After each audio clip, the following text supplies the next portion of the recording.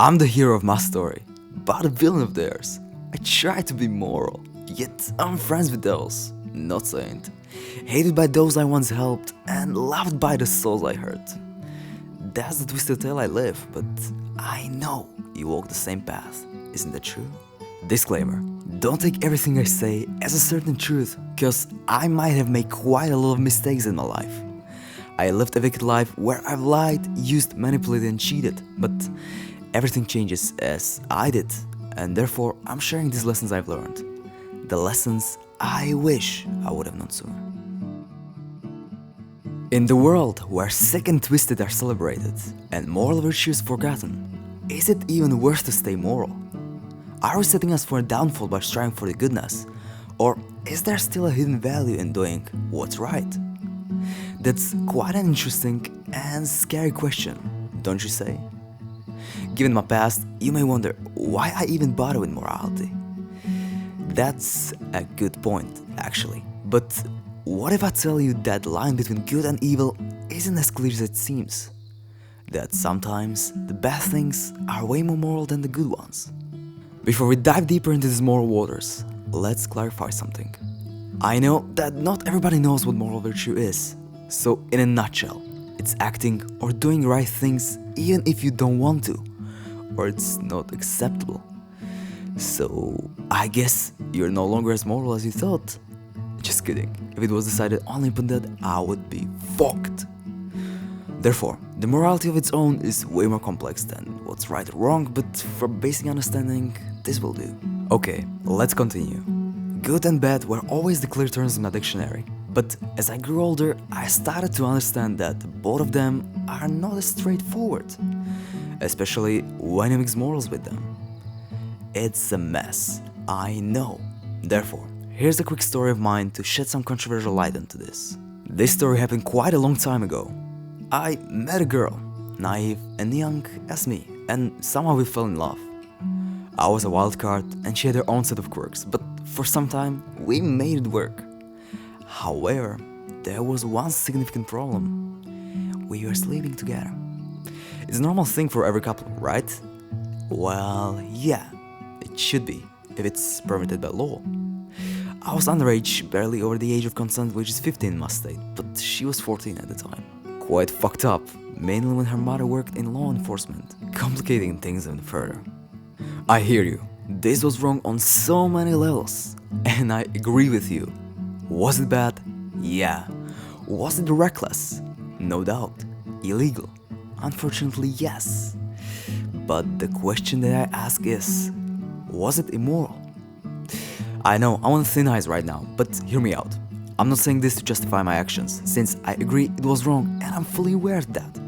However, I don't think it was immoral, mainly because it was done mutually upon feelings and affection, not force or just one-sided desire. This might seem like one of the worst examples to illustrate morality, since it may be, but it's meant to highlight that not every bad action is inherently immoral, as well as that not every good one is automatically moral. As a matter of fact, the concepts of good or bad are shaped upon our beliefs, but morals are rooted in the principles of truth and values. That's the difference. Okay, but now back to our question. Is it worth to be moral in this society? Well, that depends on what your goals are, right? There is always more than one path to pretty much the same outcome, and one is always better than the other. So it depends on what you choose. We live in a world where legal lines mostly don't align with the moral ones. Therefore, being moral might not lead to personal gain, but it defines the reality of who we are. And I believe that's way more important than anything. Because without morals, we can have everything what we want, but what for? When we don't know who we are. Or am I mistaken? That's the hidden value of being moral. Even though for success or even for finding God, it's not that necessary. As a matter of fact, you may end up being hated by others for being moral. Really? Well, yeah, because in a society where moral virtue is no longer celebrated, it is actually one of the most rebellious acts, showing people their mistakes and bad behavior. And let's be honest, no one loves to being reminded of their flaws. So, For chill life, it's good to just go with the science advice and understanding of good and bad. However, for authentic and happy life, morals play an immensely important role. At least that was how I found my happiness. For those who don't know, let me give you some context. I've been incredibly fortunate in my life.